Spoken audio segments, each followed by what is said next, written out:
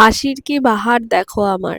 কেন এত হাসছি বলো তো? অনেকদিন পর রূপচর্চা করব যে, অনেক দিন পর সময় করে নিজেকে একটু সময় দিচ্ছি। কারণ সময় হয়ে উঠেই না নিজের জন্য। বাড়িতে গেছিলাম এবার, তো মাসি এসে বলল যে আয় তোর ভুরুটা একটু প্লাক করিয়ে দিই। আমার মাসির নিজের পার্লার আছে, আর পার্লারের কাজ মাসি খুব ভালো করেই জানে। তো আমি ভাবলাম ঠিক আছে, তো করে দাও। তার সাথে সাথে বললাম ফেসিয়ালও করে দিও, একটু মুখে অনেক ট্যান জমছে। তো মাসি বলল ঠিক আছে। লোটাসের যে গোল্ড ফেসিয়ালটা আছে ওটাই করে নিয়েছিলাম আমি।